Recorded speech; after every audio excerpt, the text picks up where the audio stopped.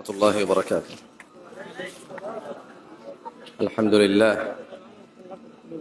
إن الحمد لله نحمده ونستعينه ونستهديه ونعوذ بالله من شرور أنفسنا ومن سيئات أعمالنا.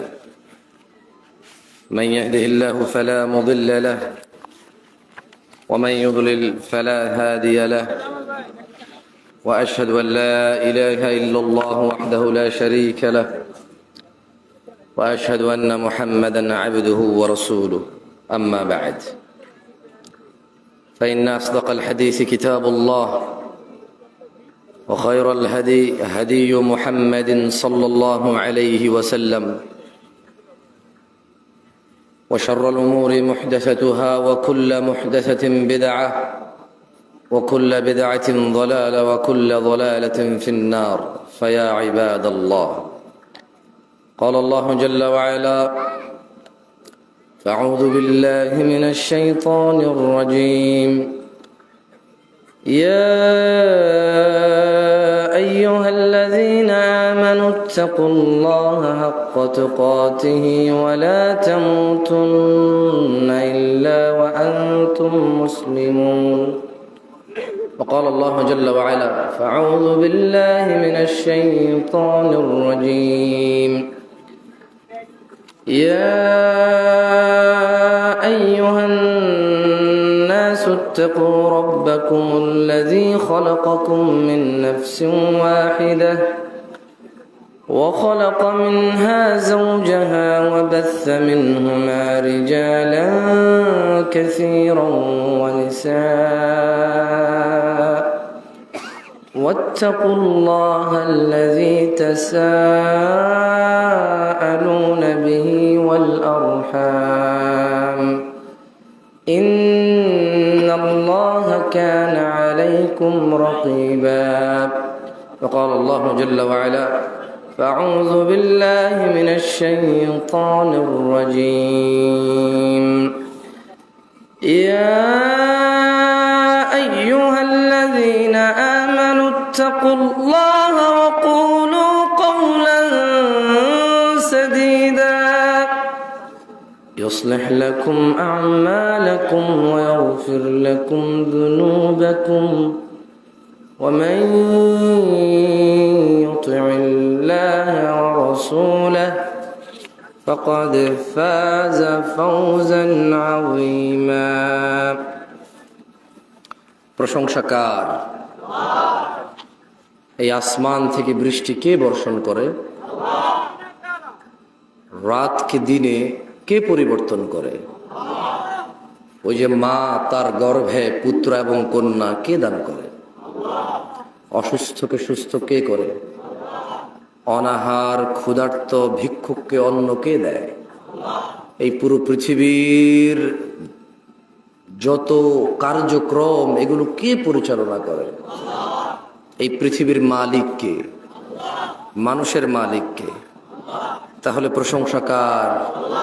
বলি আলহামদুলিল্লাহ, আলহামদুলিল্লাহ, আলহামদুলিল্লাহ। অসংখ্য দুরূদ ও সালাম নাজিল হন জনাবে মুহাম্মদুর রাসূলুল্লাহ সাল্লাল্লাহু আলাইহি ওয়াসাল্লামের উপর, যার পরে এই পৃথিবীতে আর কোন নবী রাসূল আগমন করবেন না, যিনি রাহমাতাল লিল আলামিন, যিনি ইমামুল আম্বিয়া ইমামুল মুরসালিন, যার ব্যাপারে তার রব বলেছে ওয়ালা সাউফা ইউতিকা রাব্বুকা ফাতারদা, যার ব্যাপারে তার রব বলেছে ওয়া ইন্নাকা লাআলা খুলুকিন আযীম, যার উপরে তার রব নিজেই সালাত ও সালাম বা দরুদ পেশ করে, যেমনটা রব কোরআনুল কারীমে বলেছে ইন্নাল্লাহা ওয়া মালাইকাতাহু ইউসাল্লুনা আলান নবী ইয়া আইয়ুহাল্লাযীনা আমানু সাল্লু আলাইহি ওয়া সাল্লিমু তাসলিমা। শব্দ কিশোর হয়? আচ্ছা আচ্ছা আচ্ছা, আপনি শুনতে অসুবিধা হচ্ছে না তো কারো? বরাবর শোনা যায়? আমার একটু বিরক্ত লাগে। হ্যাঁ, তো অসংখ্য দুরূদ ও সালাম নাজিল হন সেই নবীর উপর যার উপরে দুরূদ আল্লাহ নিজেই পেশ করে। সুবহানাল্লাহ। এবং আল্লাহ আদেশ করেছে, বলেছে ইয়া আইয়ুহাল্লাযীনা আমানু, হে তোমরা যারা ঈমান এনেছো, মুসলমান মহিলা অথবা পুরুষ। শুধু পুরুষ মুসলমানকে দুরূদ পেশ করতে বলেনি আল্লাহ, শুধু মসজিদে যাওয়া মুসলমানকে আল্লাহ দুরূদ পেশ করতে বলেনি, শুধু মসজিদের ভিতরে দিনে একবার কেউ বিদেশ গেছে, কারো বাচ্চা হয়েছে, কেউ মারা গেছে, কোনো দুঃখ অথবা সুখ, কোনো অনুষ্ঠান, এই কেন্দ্রিক দুরূদ পড়তে আল্লাহ বলেননি। আল্লাহ বলেছে ইয়া আইয়ুহাল্লাযীনা আমানু, হে তোমরা যারাই ঈমান আনছো, মহিলা হও অথবা পুরুষ, ধনী হও অথবা দরিদ্র, মসজিদে থাকো অথবা রাস্তাঘাটে, কাজে কর্মে থাকো অথবা ব্যস্ত, অথবা তুমি নিজের বিশ্রামস্থলে আছো, যেখানেই থাকো, তুমি যদি ঈমান আল্লাহর প্রতি আনো, তবে জেনে নাও আল্লাহ এবং আল্লাহর ফেরেশতারা নবীর উপর সালাতু সালাম পেশ করে। তোমরা যারা ঈমান এনেছো, তোমরাও সালাতু সালাম পেশ করো। এই আদেশ কে করেছে? তাহলে এই আদেশ আমরা মানবো।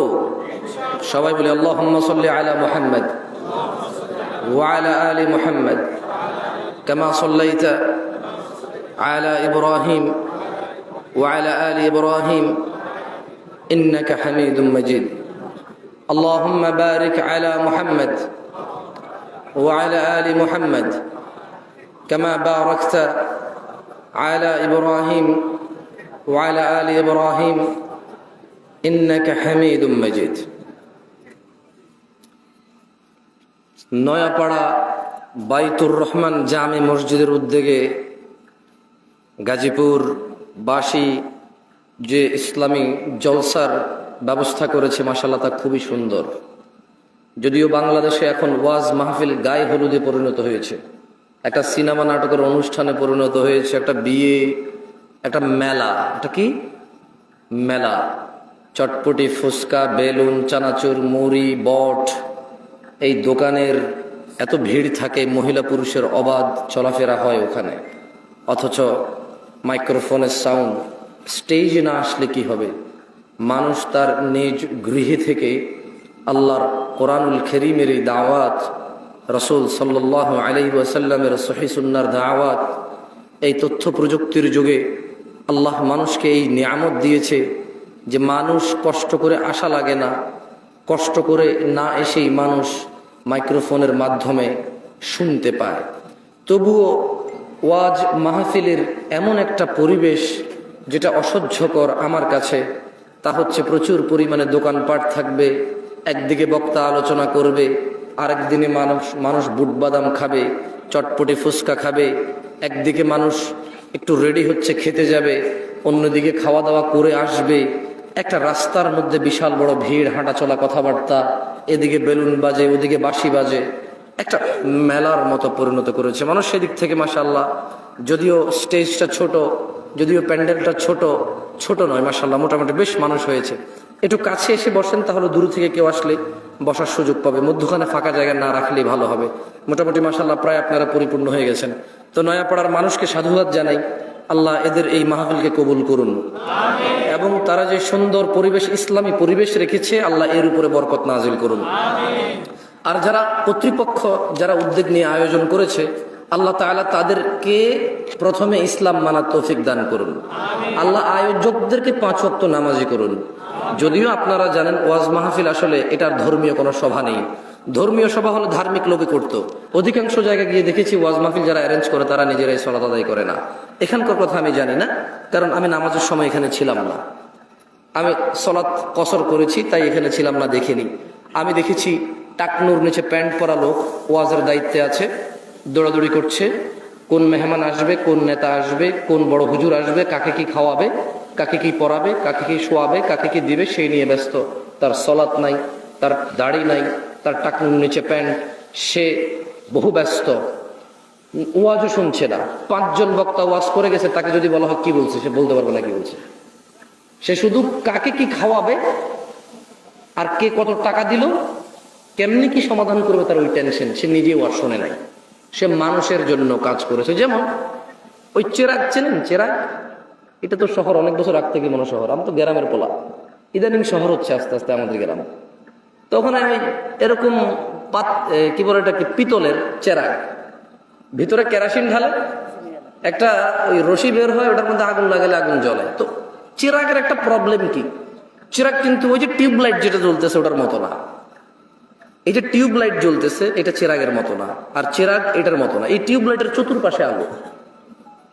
টিউবলাইটটা এমন কোনো অংশ নাই যে অংশ সে জ্বলতেছে না, সেইভাবে রাউন্ড, আর তার চতুর্পাশে আলো। সে প্রথমে নিজেকে আলোকিত করছে, তারপর সে অন্যদিকে আলো দিছে। কিন্তু চিরাগ এরকম না। চিরাগ হচ্ছে এখানকার বর্তমান বাংলাদেশের ওয়াজ মাহফিলের কমিটির মতো, বর্তমান মসজিদ মাদ্রাসার কমিটির মতো হচ্ছে চিরাগ। কেমন? নিচে অন্ধকার, চতুর্দিকে আলো। আপনি দেখছেন কিনা জানি না, দেখার তো কথা। এখানে তো মুরব্বী, প্রায় মানুষের বয়স মাশাআল্লাহ 25-30 হবে, এখন থেকে 20-25 বছর আগে ছিল তো এরকম। তো এইভাবে চিরাগ যেখানে বসাইছে, দেখবেন যে চিরাগের এখানে এইভাবে রাউন্ড, এভাবে রাউন্ড করে নিচে দিয়া কালো, আর চতুর্পাশে মোটামুটি একটা আগুনের আলো, তো একটা আলো ছড়ায়। তো আমি দেখেছি এখানকার ওয়াজ মাহফিলের আয়োজকরা চিরাগের মতো, টিউবলাইটের মতো না। তা আমি দোয়া করি আল্লাহ যাতে এখানকার যে আয়োজক রয়েছে তাদেরকে টিউবলাইটের মতো করে নিজেকে আলোকিত করে পরে অন্যের আলো। যাক, পরিবেশ ভালো লেগেছে ওয়াল্লাহি মাশাআল্লাহ, আল্লাহ কবুল করুন। গাজীপুরবাসী ওয়াজ কিন্তু আমি এভাবে কথাই বলি, ওয়াজ করি না। খুব বেশি একটা আপনাদের আনন্দ লাগবে এরকম মনে হচ্ছে না, যদিও আপনারা অভ্যস্ত এভাবে। আরে গাছে সিনলো, মাছে সিনলো, সিনলো বনের হরিণে। দেখছেন গলাটা সুন্দর না? মাশাআল্লাহ। কিন্তু সমস্যা হয়ে গেছে, আমি 2 ঘন্টা কথা বললো, একবারও এরকম বলবো না। আপনাদের একটা মানে ঠকবেন, আপনারা আজকে জিততে পারবেন না। আমার কাছে মনে হয় যেন এখানে আপনারা নিয়ে এসেছেন তা'মুরুনা বিল মা'রুফ ওয়া তানহাউনা আনিল মুনকার। সৎ কাজের আদেশ দেব কোরআনুল কারীম থেকে, অসৎ কাজ থেকে নিষেধ করব কোরআনুল কারীম থেকে, সহিহ সুন্নাহ থেকে। আমার মনে হয় আমাকে এই জন্য নিয়ে আসছেন নাকি গান শুনতে? আমল করতে আসছেন আজকে, নাকি আমল শিখতে আসছেন? না, এই দেশে মানুষ আমল করতে পছন্দ ওয়াজে এসে। যেমন আমার সাথে সবাই বলুন, ওকে আমি কিন্তু ব্যঙ্গ করছি না, মুফতি সাহেব, মোল্লা সাহেব যারা আছেন, আল্লাহর কসম ব্যঙ্গ করতেছি না, একটা বাস্তব উদাহরণ দিচ্ছি। সবাই আমার সাথে বলেন লা ইলাহা। আচ্ছা, এটা কি শিখা না আমল? এটা আমল। এই পৃথিবীতে সবচেয়ে উত্তম জিকির হচ্ছে লা ইলাহা ইল্লাল্লাহ। কিয়ামত দিবসে একজন ব্যক্তির অপরাধের 99টা দফতর খোলা হবে। আল্লাহ ওই ব্যক্তির সামনে তার অপরাধের 99টা দফতর খুলে বলবে, বান্দা তুমি কি এই এই এই অপরাধ করেছো? বান্দা বলবে, আল্লাহ হ্যাঁ, আমি এই এই অপরাধ করেছি, আমি স্বীকার করছি, আমি অন্যায় করছি। বান্দা লজ্জিত থাকবে আল্লাহর সামনে তার অপরাধ দেখে। সে তার 99টা বই না দফতর, লাইব্রেরিও না, দফতর, বিশাল বড় বড় অপরাধের দফতর। ও আপনি বলছেন জামশেদ ভাই 60 বছর জীবনে এত অপরাধ? আরে ভাই, আপনি না 60 বছর বাঁচেন, নূহ আলাইহিস সালাম 950 বছর শুধু দাওয়াত দিয়েছে, তাহলে উনি কত বছর বাঁচছে, ওনার উম্মত কত বছর বাঁচছে? বুঝাইতে পারি নাই মনে হয়। আপনি নিজের 100 বছর জীবন, শুধু কি বিচার আপনার হবে? নূহ আলাইহিস সালামের উম্মতের হবে না? কি নূহ আলাইহিস সালামের উম্মতের বিচার হবে না? আদম আলাইহিস সালামের উম্মতের বিচার হবে না? মুসা ঈসা আলাইহিমুস সালাম আজমাইনের উম্মতের বিচার হবে না? তো সব নিজের দিয়ে বিচার করেন কেন? হ্যাঁ, হতে পারে এই 60 বছর এই ইন্টারনেট। আচ্ছা, একটা কথা বলি, একটা লোকের ডিশ কেবল ব্যবসা আছে। কি কেবল ব্যবসা? আপনি তো অবাক হচ্ছেন যে জামশেদ ভাই 70 বছর বয়সে 99টা দফতর, how is it even possible? একটা মানুষ 60 বছরে কয়বার জানা করতে পারে, কয় গ্যালন মদ খেতে পারে, কয় কোটি টাকা সুদ খেতে পারে, ঠিক না? আপনি এরকম চিন্তা করতেছেন, ঠিক না? ধরে নেন তো একটা সুদী ব্যাংকের মালিক, যে সুদী ব্যাংকটা প্রতিষ্ঠা করছে আরো 20 বছর আগে, তার ব্যাংকে প্রতি মাসে 5,000 কোটি টাকার লেনদেন হয়। সে কত হাজার কোটি টাকা সুদের সাথে দায়বদ্ধ হয়ে গেল? কত হাজার? একজন মানুষ ব্যাংক ছাড়া এটা সম্ভব? নাহলে 20 লাখ টাকা আছে, অমুকের 2 লাখ, অমুকের 1 লাখ, তমুকের 1 লাখ, 10 টাকা, 20 টাকা করে খাইলো, নাহলে এটা হলো। কিন্তু এই যে দেখছেন সুদ কি পরিমাণে গেছে একজনের, যে ব্যাংকের মালিক। এবারে দেখেন ডিশ কেবল ব্যবসা। একটা লোকে করলো কি, সরকার থেকে লাইসেন্স নিয়ে এলাকার মধ্যে ক্ষমতা আছে, ক্ষমতা দিয়ে বললো যে আবে হ্যাঁ কে কি করছে, আমি এখানে ব্যবসা করবো, কেউ আইবার পারবো না, বুঝছস? হ্যাঁ আমি এলাকার পোলা, আমি এলাকায় ব্যবসা করবো, কে কি করবো? সব জায়গায় চাচি ডিশ কেবল আমগুর থেকে লোয়েন, আর অন্য জায়গা থেকে নেওয়ার উপায়ও নাই। এলাকার সে নেতা, সে করবে ডিশ বিজনেস। না, নেতাদেরকে খারাপ বলছি না, হয়তো পারে সে নেতা না, এলাকার ছেলে। নেতাকে যা বলতেছে যে চাচা কি করুন, কিছু নাই, চিন্তা করছি ডিশ কেবল ব্যবসা করুন, কি কর? চাচা চিন্তা করছে এলাকার বেকার ছেলে, ঠিক আছে, কাজকর্ম করলে ভালো, এলাকার উন্নতি হবে, আরো 5টা পোলাপানের কর্মসংস্থা হবে। চাচা ওভাবে ইসলামিক ভাবে চিন্তা করেনি, কারণ চাচা ইসলামিক ভাবে চিন্তা করবে কিভাবে? যে ছেলে ব্যবসা করবে তার মা বাপই তো চিন্তা করে না ছেলেরা কি ব্যবসা করবে, ছেলে নিজেই চিন্তা করে না। এখন সে ডিশ কেবলের ব্যবসা নিয়ে আসলো, নিয়ে আসার পরে 5,000 পরিবারে ডিশ দিল। কয় হাজার পরিবার? কয় হাজার? এবার 5,000 পরিবার, 5,000 টেলিভিশনে একটা গান চলতেছে, একটা উলঙ্গ মহিলা নাচতেছে, একটা বাদ্যযন্ত্র টং টং টং টং টং টং করে বাজাইতেছে, একটা মহিলা তার শরীর নাড়াচ্ছে, চুল নাড়াচ্ছে, একটা ছেলে তার তালে তালে নাচতেছে। এবার এখানে চাচা চাচি বসে বসে রিমোট নাড়াচ্ছে আর পা এভাবে নাড়াচ্ছে। হ্যাঁ, ঠিক আছে। তাহলে কয় হাজার ফ্যামিলিতে দেখছেন এই ডিস কেবল ব্যবসায়ী একটা গান শুনলে একটা গানের ওর গুনাহ হতো। 5,000 পরিবারের প্রত্যেকের একজনের যে গুনাহ, এই 5,000-এর প্রত্যেক ব্যক্তির সেম গুনাহ যে ডিশ কেবল ওই গান দেখতে দিল তার হলো। 99টা দপ্তর হওয়া সম্ভব মনে হয় না, আরো বেশি হয়ে যাবে মনে হয়, আমি বুঝাতে পারিনি মনে হয়। আমি যখন আরো একটু ছোট ছিলাম, স্বাভাবিক সবাই ছোট থেকে আস্তে আস্তে বড় হয়, এখনো ছোট আপনাদের তুলনায়, কিন্তু যখন আরো ছোট ছিলাম আর কি, তখন যখন এই হাদিস পড়ছি আমি চিন্তা করলাম যে একটা যুবক ছেলে নাইলে দিনে একবার হস্তমৈথুন করে, এরপরে সে ভয় পেয়ে যে তার যৌন শক্তি নষ্ট হয়ে যাবে, বলে যে আস্তাগফিরুল্লাহ আস্তাগফিরুল্লাহ আর করবো না, 1 মাস আর করে না। নাহলে 15 দিন একটা মেয়ের সাথে কথা বলে, নাহলে একটা মেয়ের পিছনে 1 বছর টার্গেট দিয়ে ঘুরে ওরে বিয়ে করবে, একটা অপরাধ জেনা।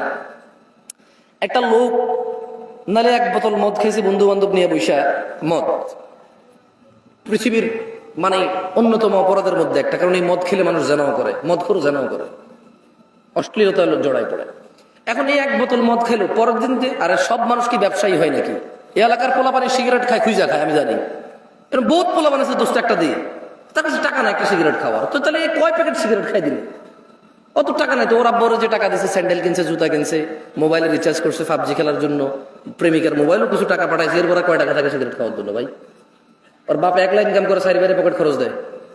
তো দেখলাম যে আমি যখন ছোট ছিলাম চিন্তা করলাম যে আসলে সে যে অপরাধ করে, অপরাধের উপর সীমা আছে। আপনি একটা মহিলার সাথে ঘুমালেন জানা করতে, কতক্ষণ তার সাথে ঘুমাবেন? কতদিন লাগাতার এভাবে আপনি জানা করেন? আমি চিন্তা করলাম 99টা দফতর খুলবে অপরাধের। হাউ একটা মানুষ, এই সাউন্ড একটু কমো তো ভাই, একটু সাউন্ড একটু কমো, কানে লাগে, হালকা কমো। আমাদের একটু ডিজাইনের দরকার নাই, সুন্দরের দরকার নাই, স্পষ্টের দরকার, কি বলেন? কথাটা পরিষ্কার শোনা গেলেই হলো, অত ইকো বিসমিল্লাহ বিসমিল্লাহ বিসমিল্লাহ দরকার নাই।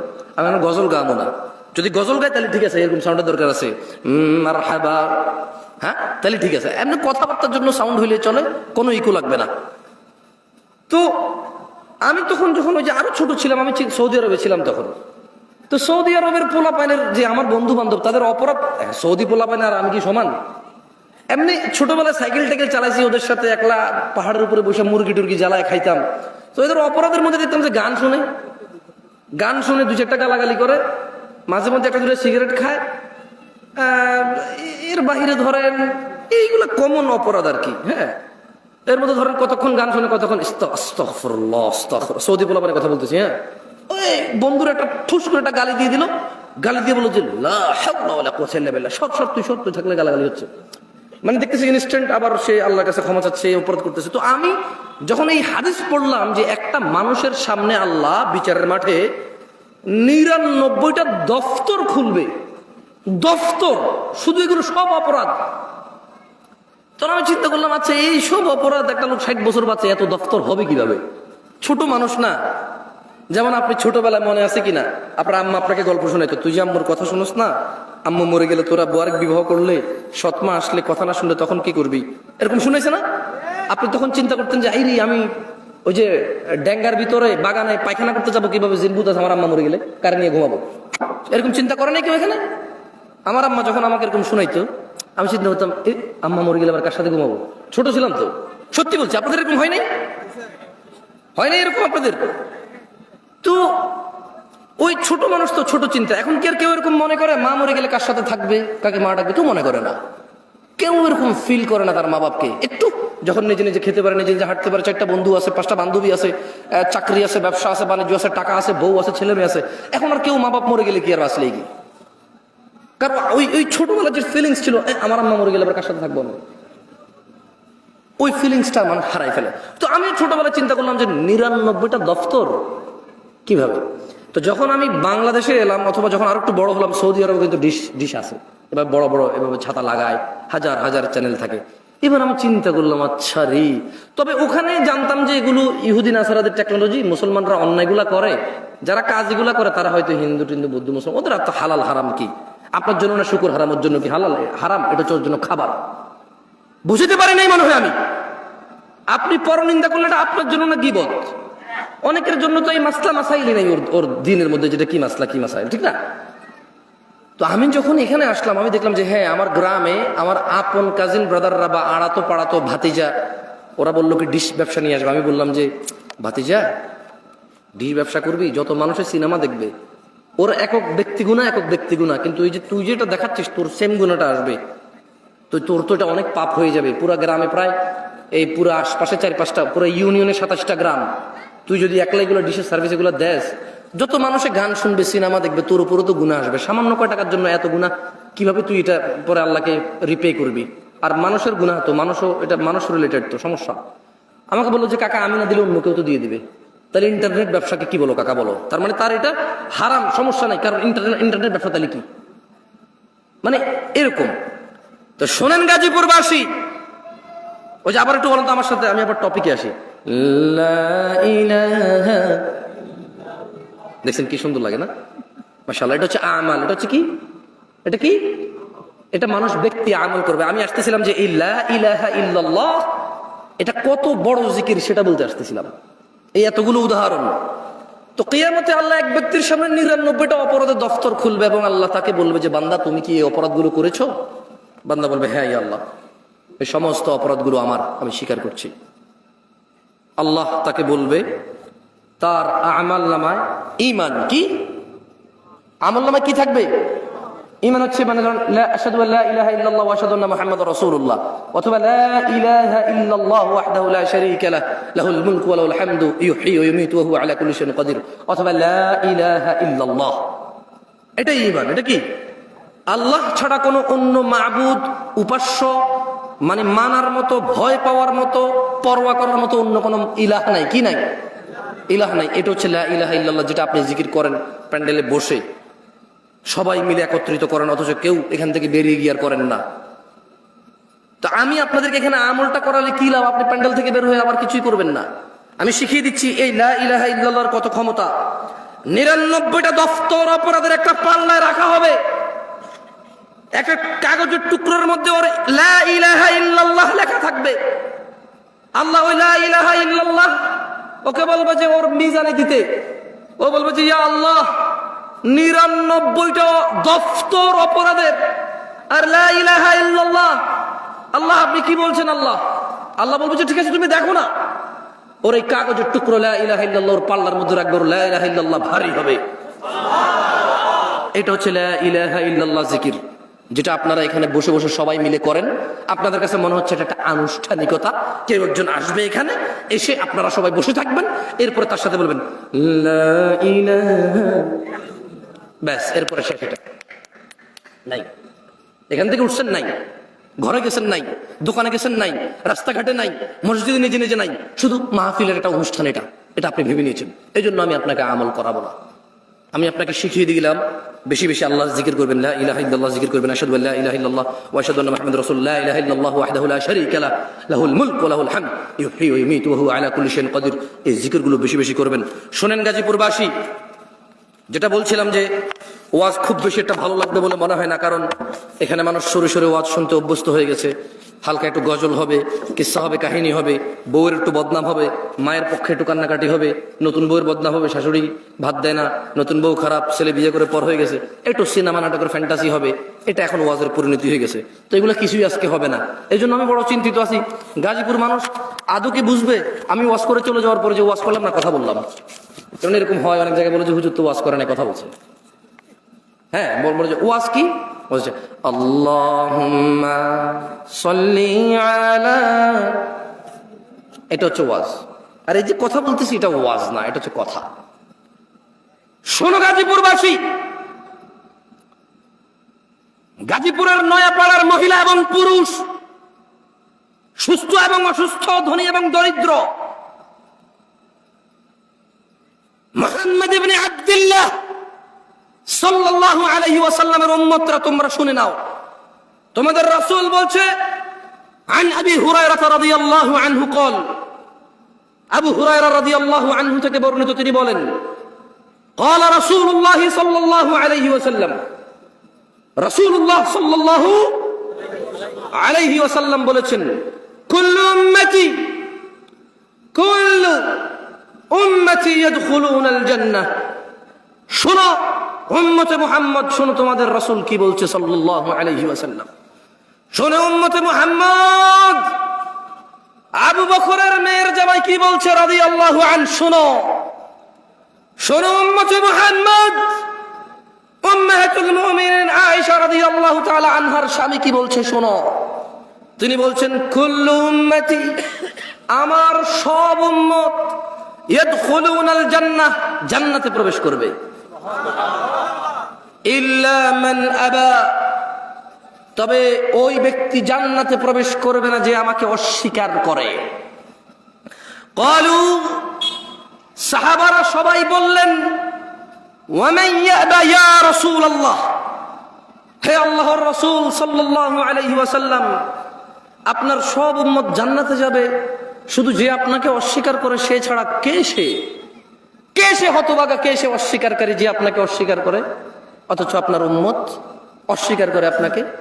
কল, উম্মতে মুহাম্মদ কান দুটো খুলে শোনো, শোনো ফাতেমা রাদিয়াল্লাহু আনহার আব্বা কি বলছে সাল্লাল্লাহু, তিনি বলছেন মান আতাআনি, যে আমার অনুসরণ করলো, মানে যেই ব্যক্তি মুহাম্মদ সাল্লাল্লাহু আলাইহি ওয়াসাল্লামের অনুসরণ করলো, দাখালাল জান্নাহ, যে ব্যক্তি মুহাম্মদ সাল্লাল্লাহু আলাইহি সাল্লামের অনুসরণ করলো দাখালাল জান্নাহ, সে জান্নাতে প্রবেশ করবেই করবে।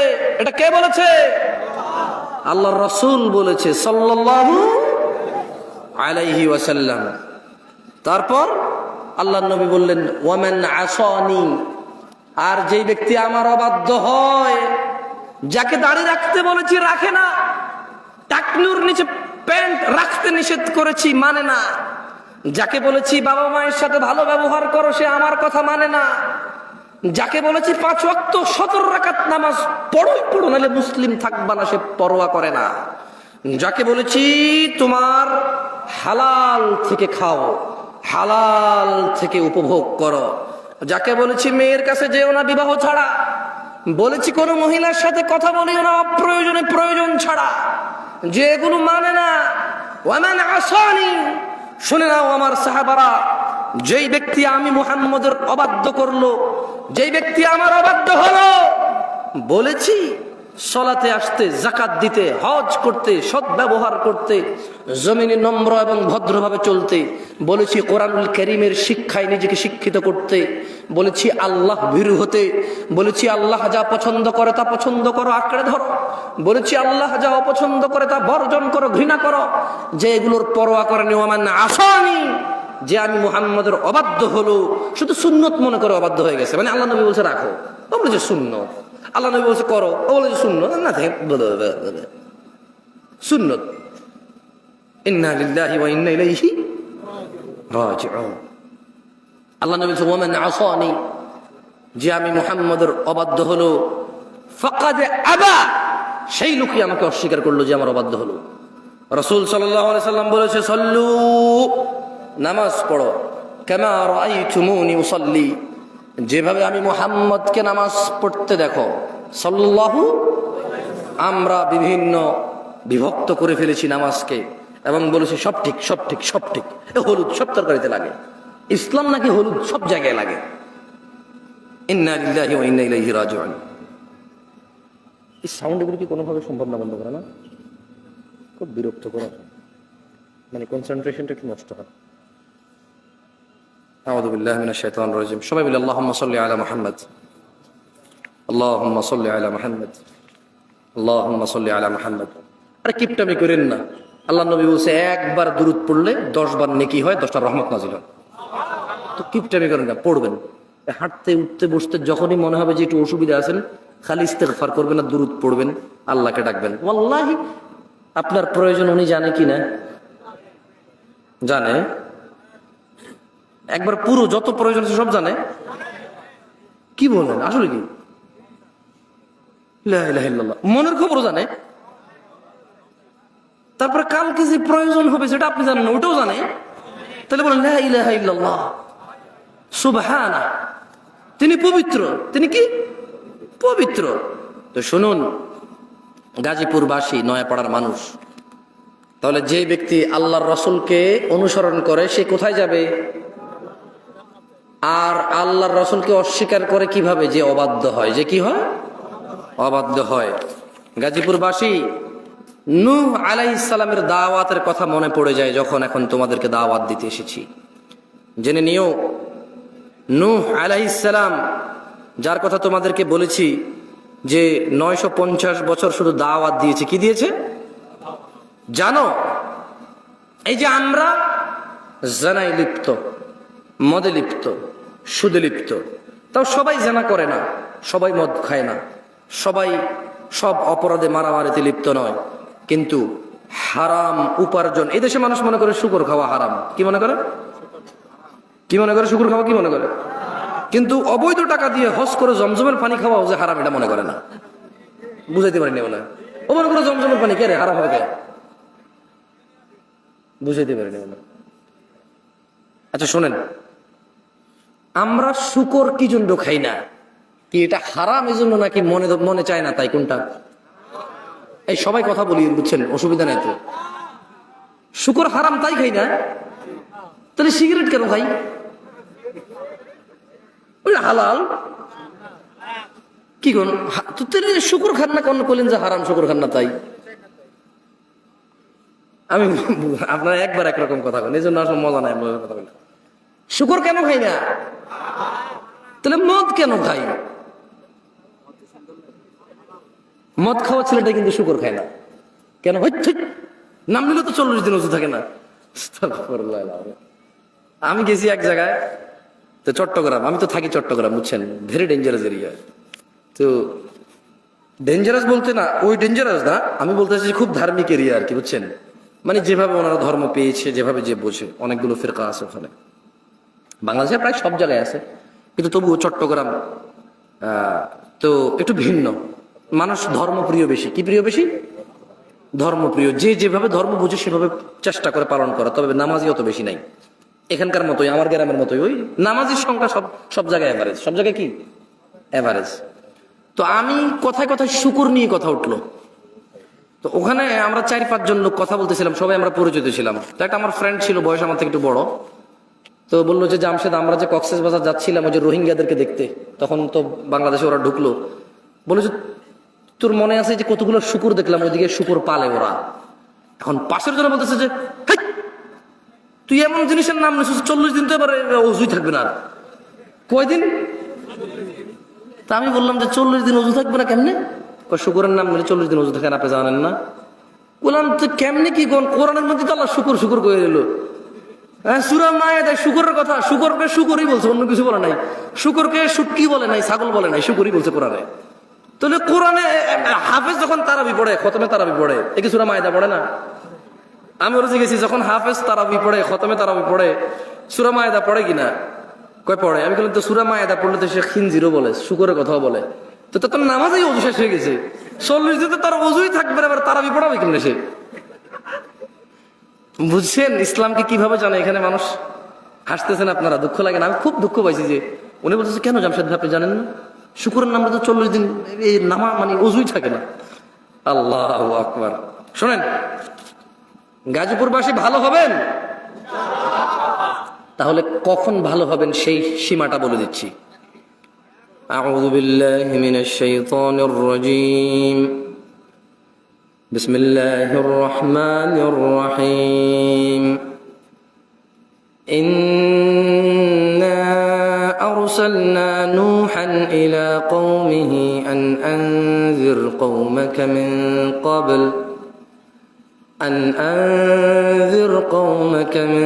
قبل أن يأتيهم عذاب أليم. আল্লাহ তাআলা উম্মতে মুহাম্মদকে সতর্ক করতেছেন নূহ আলাইহিস সালামের ঘটনা বর্ণনা করে। সতর্ক হবেন। গাজীপুরের মানুষ, তোমাদের রব বলছে ইন্না আরসালনা নূহান ইলা কওমি, নিশ্চয় আল্লাহ নূহ আলাইহিস সালামকে পাঠিয়েছে নূহ আলাইহিস সালামের উম্মতের কাছে, সম্প্রদায়ের কাছে। আন আনযির কওমাকা মিন ক্বাবলি আন ইয়াতিয়াহুম আযাবুন আলীম।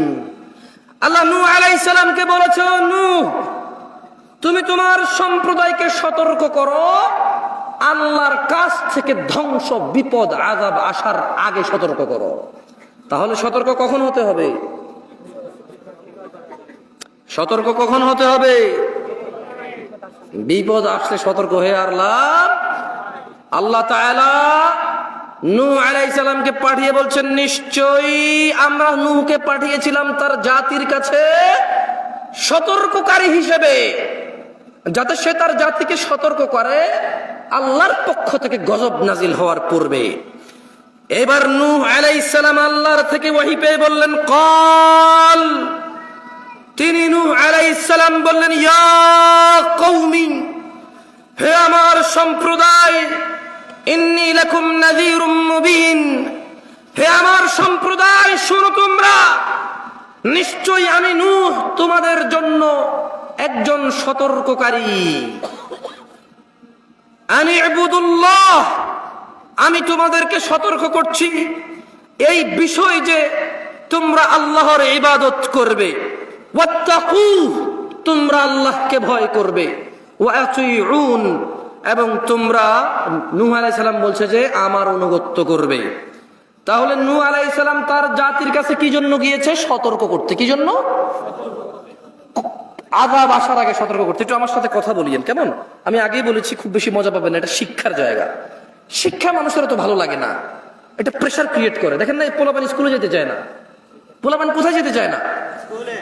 চকলেট দেয়, কত কিছু দেয়, স্কুলে যায়। আর খেলার মাঠে গেলে আপনি খুঁজেও পান না, কোন মাঠে আছে তারা খুঁজেও পান না, পান। তো এখন আজকে এখানে শিক্ষা হবে, এটা ক্লাস হবে ইনশাআল্লাহ। আমি ওয়াজ করতে জানি না, হুদাই আমার নিয়ে আসছে। আমার কথা হচ্ছে, একটা ক্লাস হবে, আধা ঘন্টা, 1 ঘন্টা 40-50 মিনিট একটা ক্লাস হবে, যেখানে আপনি কিছু জিনিস শিখবেন।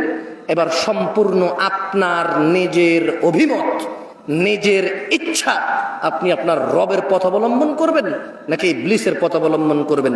আপনি নিজেকে সংশোধন করবেন নাকি নিজেকে উচ্ছৃঙ্খল রেখে আল্লাহর জাহান্নামের দিকে, আল্লাহর রাগের দিকে চলে যাবেন? সিদ্ধান্ত কার? আপনার। আর আমি কি করতে পারি? আপনাকে একটা জিনিস শুনাই, শিখাই যেতে পারি, ঠিক কিনা? তো শুনুন, নূহ আলাইহিস সালাম 3টা উপদেশ দিয়েছে। কয়টা? কয়টা? প্রথমে কি বললেন? হে আমার জাতি, আমি তোমাদের কাছে স্পষ্ট সতর্ককারী। আর শুনে নাও আমার উচ্ছৃঙ্খল জাতি, শুনে নাও আমার গুনাহগার জাতি, শুনে নাও আমার আল্লাহদ্রোহী জাতি, আমি তোমাদেরকে সতর্ক করছি, আনি ইবুদুল্লাহ, তোমরা একমাত্র আল্লাহর ইবাদত করবে। ভবিষ্যতের জন্য টিয়া পাখির কাছে যাবে না, মেয়ের বিয়ের জন্য চিরুনি পড়া নিয়ে এসে মাথা আশ্রাবে না। শোনো আমার জাতি, তোমরা কোরআনকে অপবিত্র অবস্থায় গলায় ঝুলিয়ে রাখবে না, গায়ে মাখবে না, টয়লেটে যাবে না এটাকে নিয়ে। তোমরা এই কোরআনুল কারীম পড়বে, পড়ে সেই অনুযায়ী আমল করবে, নিজের হৃদয় নরম হবে এবং জীবন পরিচালনা করে আল্লাহর সন্তুষ্টির দিকে তোমরা জান্নাতে চলে যেও। শোনো আমার জাতি, আনি ইবুদুল্লাহ, আল্লাহ ছাড়া অন্য কারো ইবাদত হবে না। মুশকিল উদ্ধারকারী কে? সন্তান দাতা কে? সুস্থতাকারী কে? ভালো মন্দের নির্ধারণ কে করে? অন্য কারো কাছে কি আছে? আল্লাহ ছাড়া আল্লাহর বিপক্ষে কেউ কি আপনাকে আশ্রয় দিতে পারবে? আল্লাহ যদি আপনাকে আশ্রয় দেয়, কেউ কি আপনার ধ্বংস করতে পারবে? আল্লাহ যদি আমার আর আপনার জন্য জাহান্নামকে নির্ধারণ করে, কেউ কি উদ্ধারকারী আছে? আল্লাহ যদি আমার আর আপনার জন্য জান্নাতকে নির্ধারণ করে, কেউ কি আমাদের হিংসা করে জাহান্নামে নিতে পারবে? তাহলে সাধারণ আল্লাহ আমাদেরকে জান্নাত দিয়েন। তো শুনে নিন, নূহ আলাইহিস সালাম 3টা সতর্ক করেছিল, আনি ইবুদুল্লাহ, তোমরা আল্লাহর ইবাদত করো, দাসত্ব করো শুধু আল্লাহর। ওয়াত্তাকু, এবং যদি ভয় করতে হয় শুধু আল্লাহকেই ভয় করো। ওয়াতিউন, আর আমি নূহের অনুসরণ করো। আচ্ছা, আমাদের জন্য কি নূহ আলাইহিস সালামের অনুসরণ হবে নাকি মুহাম্মদ সাল্লাল্লাহু আলাইহি ওয়াসাল্লামের অনুসরণ হবে? তাহলে ইবাদত কার হবে? আল্লাহ। ভয় কাকে করব? আল্লাহ। আর অনুসরণ কাকে করব? সুবহানাল্লাহ। তাহলে কয়টা দাওয়াত পেলাম আমরা এখানে? কয়টা পেলাম? 3টা। আচ্ছা, নূহ আলাইহিস সালাম বলতেছে যে ওকে, এখন আমরা জানা করি কিনা? আমরা জানা করি না? মদ খাই না? সুদ খাই না, মারামারি, গীবত, সমস্ত অপরাধের সাথে আমরা জড়িত আছি কিনা?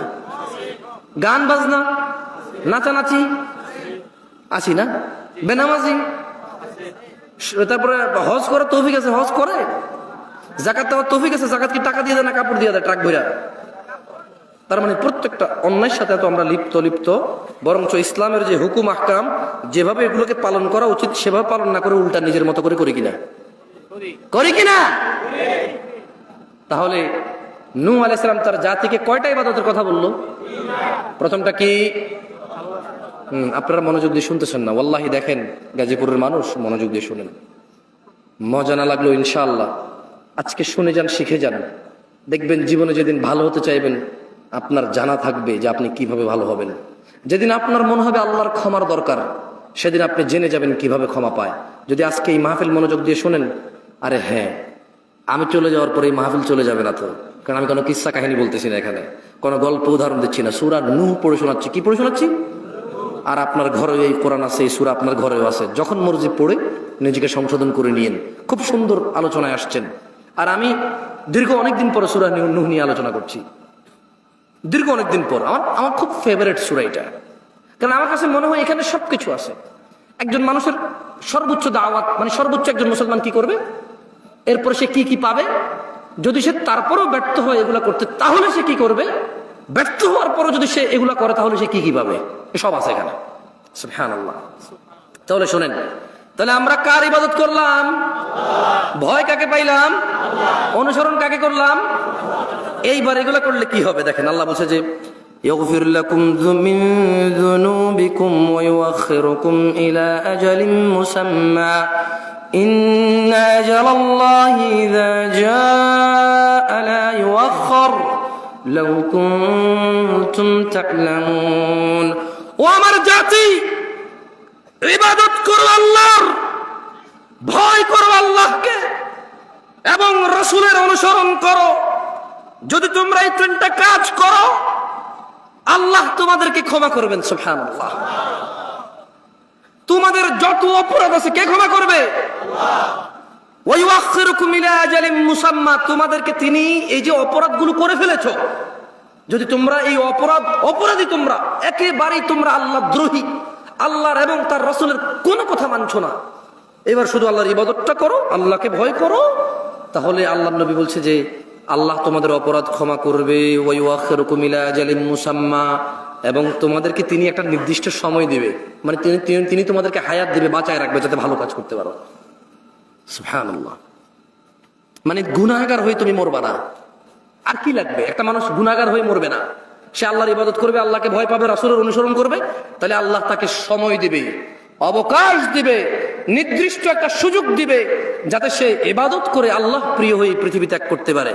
এবং নূহ আলাইহিস সালাম বলতেছে, ও আমার জাতি জেনে রাখো, ইযা জা ইন্না আজালাল্লাহ, আল্লাহর দেওয়া নির্দিষ্ট সময়, ইযা জা, যদি আল্লাহর দেওয়া মৃত্যু তোমার জন্য চলে আসে, আল্লাহর দেওয়া ধ্বংস যদি তোমার জন্য চলে আসে, লা ইউআখার, দেরি হবে না, লাউ কুনতুম তা'লামুন, আমার জাতি যদি তোমরা জানতে।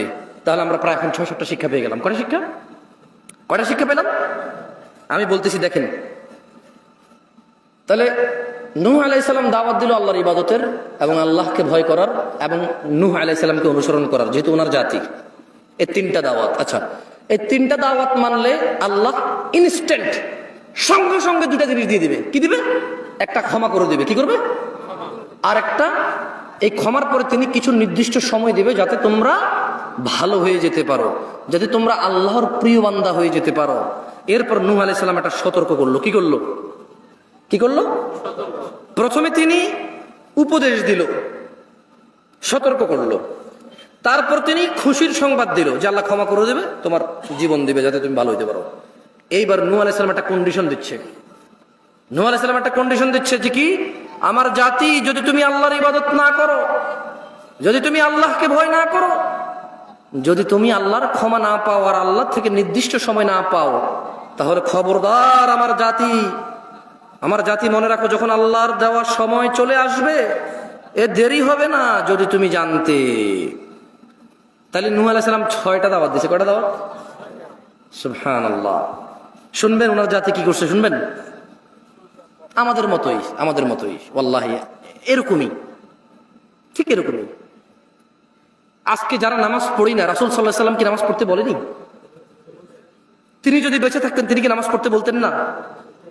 আমি যে বলতেছি নামাজ পড়েন, এটা কি আমি আমার কথা বলতেছি না, ওনার কথা বলতেছি। রাসূল সাল্লাল্লাহু আলাইহি সাল্লাম কি ওনার উম্মতদের মধ্যে বেঁচে নাই? তিনি কি ওনার উম্মতদের মধ্যে বেঁচে নাই?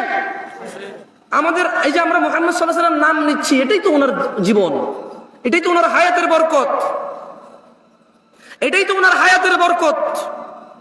এই যে আপনি টাকনুর উপর প্যান্ট পরতেছেন, দাড়ি রাখতেছেন, এটা কাকে মনে করে রাখছেন? তো আপনার এই দাড়ির মধ্যে কি রাসূল জীবিত নয়? সুবহানাল্লাহ। আপনি এটা কাকে মনে করে রাখছেন? এই যে দেখছেন, আপনি ওনাকে ভোলেন নেই, মানুষ ওনাকে ভোলেনি, ওনার স্মরণ জীবিত। ওনার স্মরণ কি? ওনার স্মরণ কি? তাহলে উনি যদি আজকে বেঁচে থাকতো এই পৃথিবীতে, যেমনটা তিনি ওনার বংশ এবং তৎকালীন মানুষকে তাওহীদের দাওয়াত দিয়েছে, আল্লাহর দাওয়াত দিয়েছে, আল্লাহর দাসত্বের দাওয়াত দিয়েছে এবং ওনাকে মেনে নেওয়ার দাওয়াত দিয়েছে, আজকে কি দিতেন না? তাহলে ওনার উম্মত হয়ে এই উম্মতের আলেমরা কি আপনাদেরকে নামাজের দাওয়াত দেয় না নবীর পক্ষ থেকে? আপনাকে কি দাড়ি রাখার দাওয়াত দেয় না নবীর পক্ষ থেকে? হালাল খাওয়ার দাওয়াত কি দেয় না নবীর পক্ষ থেকে? ভদ্র নম্র ভালো হয়ে থাকার দাওয়াত কি দেয় না নবীর পক্ষ থেকে?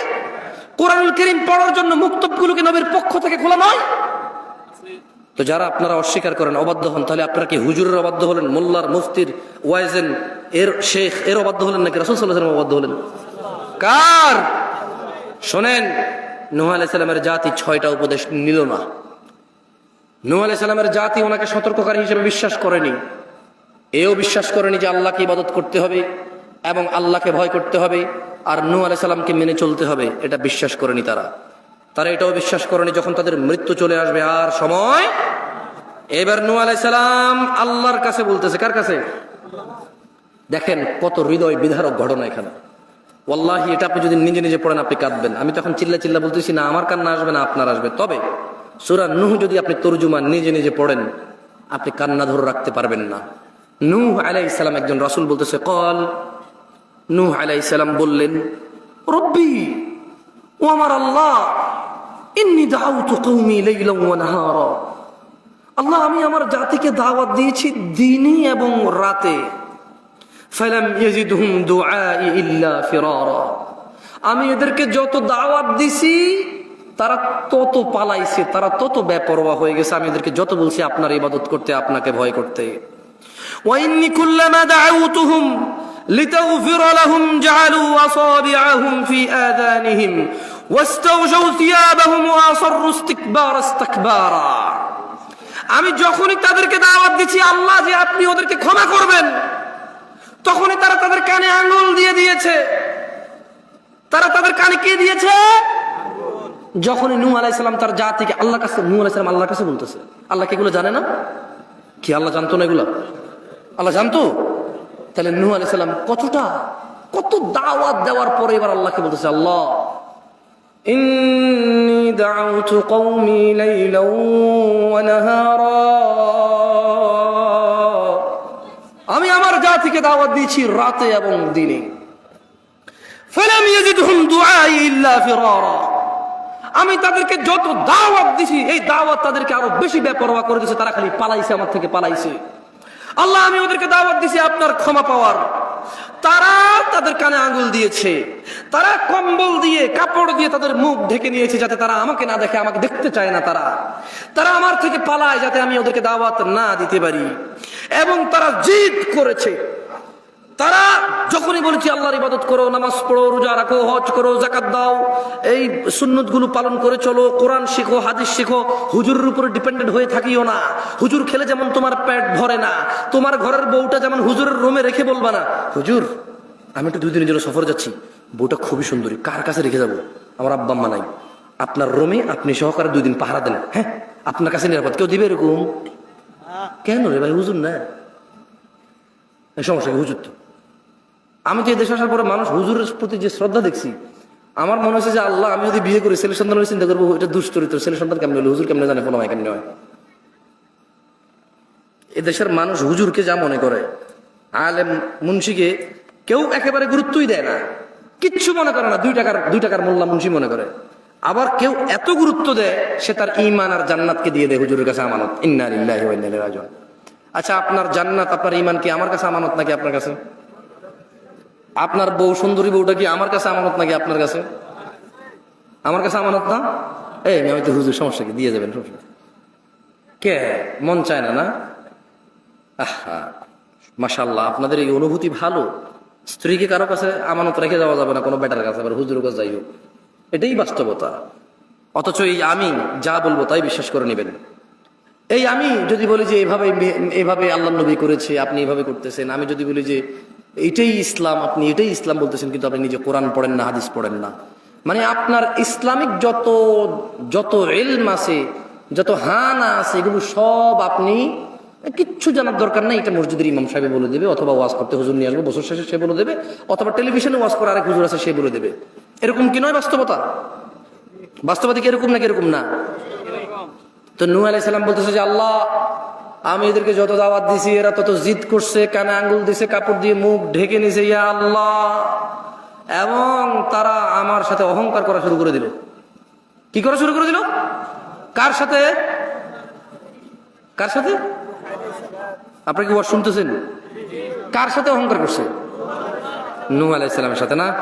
আচ্ছা দেখেন, এখানে আজকে আমি দাওয়াত দিতে আসছি, আপনারা অনেকে দাওয়াতের কাজ করেন, অনেকে আপনারা ইসলাম প্রচারের কাজ করেন।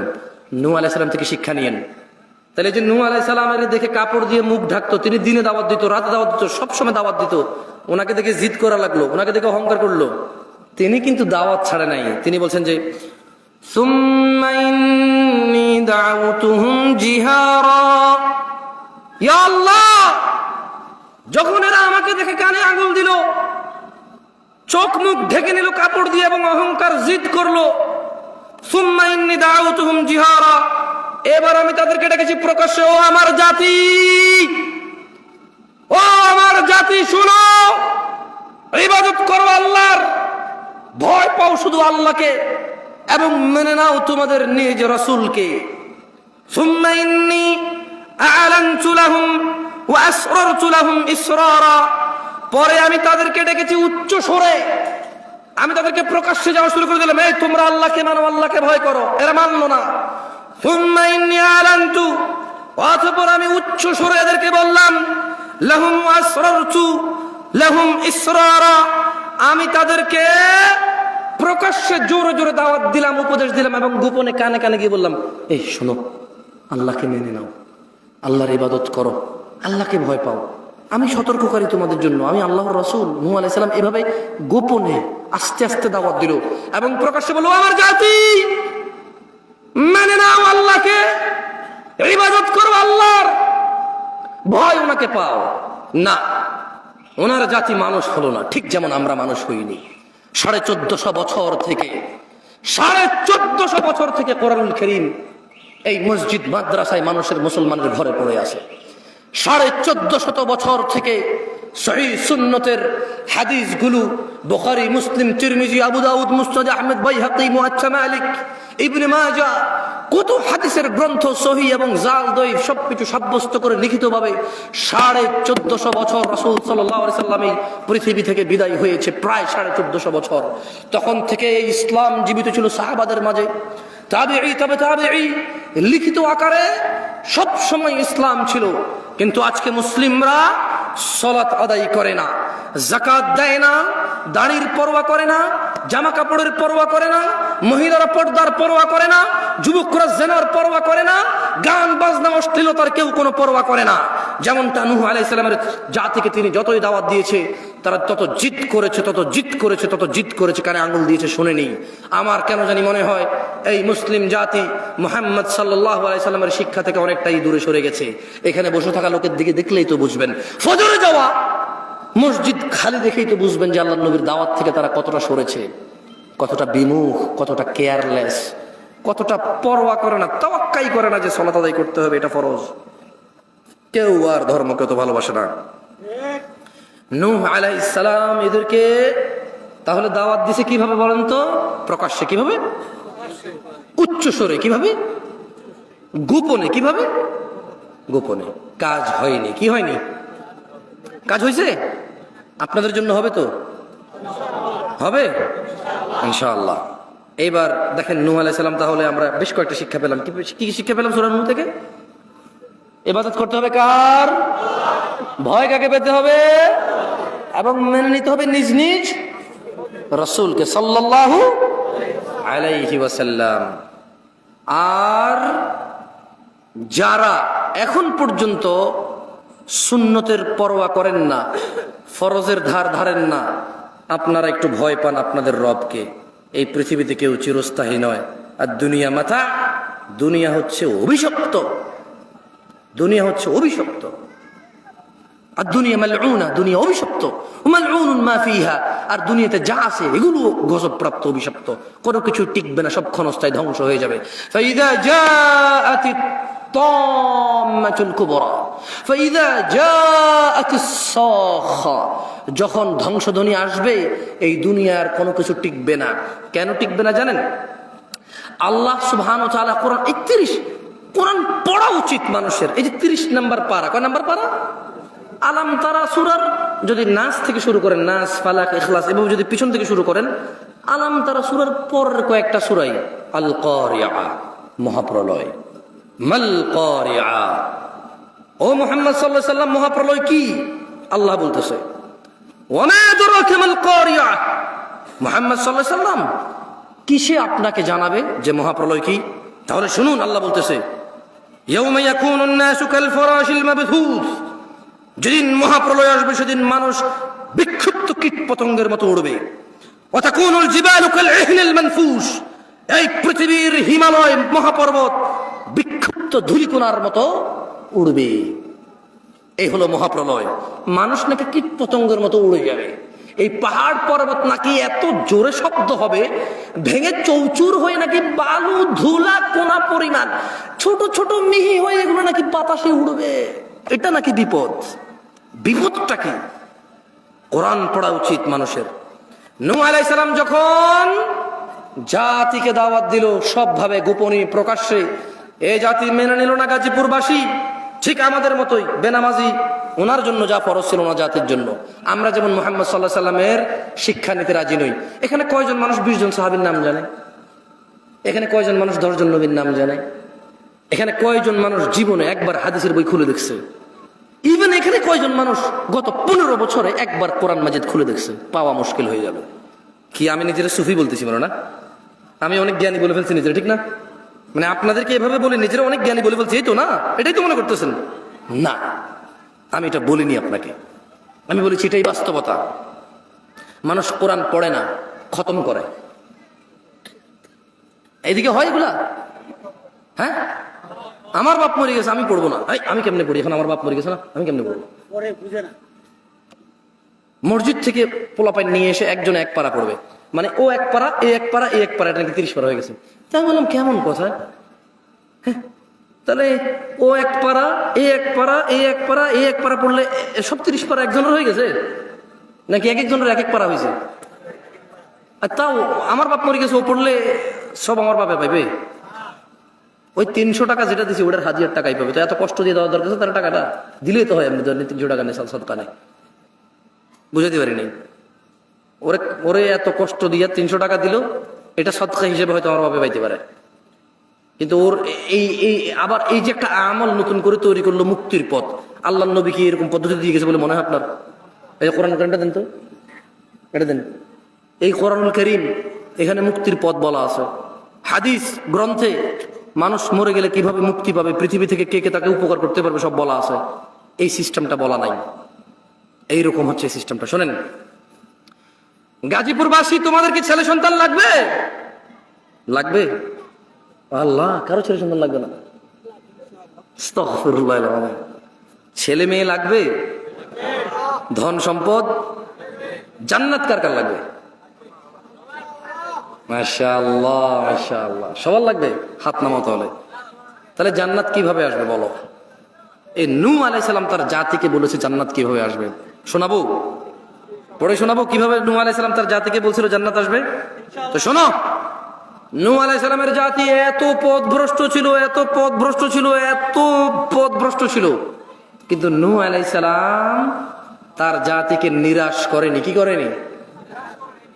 আমরাও নিরাশ হব না। আমরাও কি হব না? আমরা আশা কার কাছে করব? কে দয়া করবে? ক্ষমা কে করবে? তবে শোনো গাজীপুর মানুষ, নূহ আলাইহিস সালাম বললেন, ফাকুলতু আস্তাগফিরু রাব্বাকুম ইন্নাহু কানা গাফফারা। ও আমার আল্লাহ, আমি এদেরকে বলেছি তোমরা আল্লাহর ইবাদত করো, তাহলে আল্লাহ তোমাদের ক্ষমা করবে, তোমাদেরকে আল্লাহ সময় সুযোগ দিবে।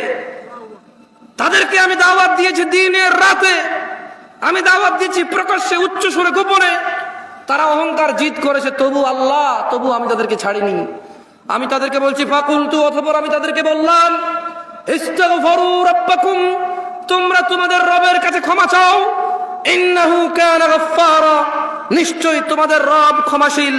ইউরসিলিস সামাআ আলাইকুম মিদরারা। ও মানুষ, আল্লাহর কাছে ক্ষমা চাও, আল্লাহ তাহলে আকাশ থেকে বাড়ি বৃষ্টি বর্ষণ করবে। তোমার রোদ লাগলে রোদ দেবে, বৃষ্টি লাগলে বৃষ্টি দেবে, বাতাস লাগলে বাতাস দেবে। বন্ধ করতে হলে বাতাস বন্ধ করবে কে? কি করলে? ক্ষমা চাইলে। কি করলে? ক্ষমা চাইলে কি হবে? আকাশ থেকে রহমত নাজিল হবে। ক্ষমা চাইলে কি হবে? আল্লাহ আমাদেরকে ক্ষমা করুক। দিনী ভাইরা, গাজীপুর নয়াপাড়ার মানুষ, আমার জন্য দোয়া করবেন। আমি চেষ্টা করেছি আপনাদেরকে এই পৃথিবীর সর্বোত্তম জিকির শিখিয়ে দিতে, যার ৯৯টা দপ্তর যদিও অপরাধ থাকে, এই একটা লা ইলাহা ইল্লাল্লাহ তাওহীদ, এই ঈমান, এই তাওহীদ ঈমান ইনশাআল্লাহ আপনাকে জান্নাতে প্রবেশ করাবে। আর সালাত ব্যতীত মানুষ মুসলমান থাকে না।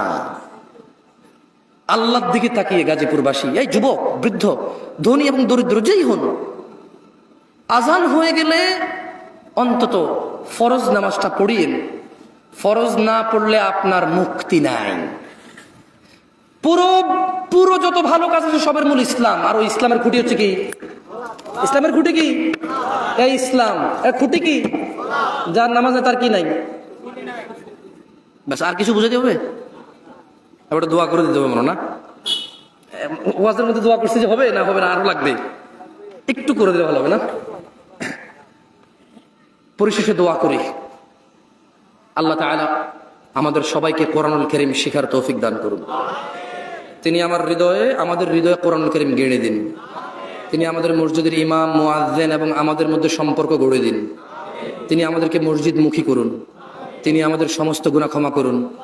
আমাদের বাবা মা, দাদা দাদি, নানা নানি যারা এই পৃথিবী থেকে চলে গেছে, যাদের অনেক অবদান রয়েছে আমাদের এই পৃথিবীতে সুন্দরভাবে বেড়ে ওঠার, আল্লাহ তাদের সবার উপর সন্তুষ্ট হয়ে যান। আল্লাহ সবার কবরের আযাব মাফ করে দিন। আল্লাহ আমাদের জন্য জান্নাতুল ফিরদাউসের ব্যবস্থা করুন। আল্লাহ তাআলা আমাদের জ্ঞান বৃদ্ধি করে দিন, আমাদের বক্ষ প্রশস্ত করে দিন। তিনি আমাদেরকে হালাল রিজিক দান করুন। তিনি আমাদেরকে উপকারী জ্ঞান দান করুন। তিনি আমাদের উপর সন্তুষ্ট হয়ে যান। ওয়া আখির দাওয়ানা আলহামদুলিল্লাহি রাব্বিল আলামিন। ওয়াসসালামু আলাইকুম ورحمة الله وبركاته. سبحانك اللهم وبحمدك أشهد أن لا إله إلا أنت أستغفرك وأتوب إليك.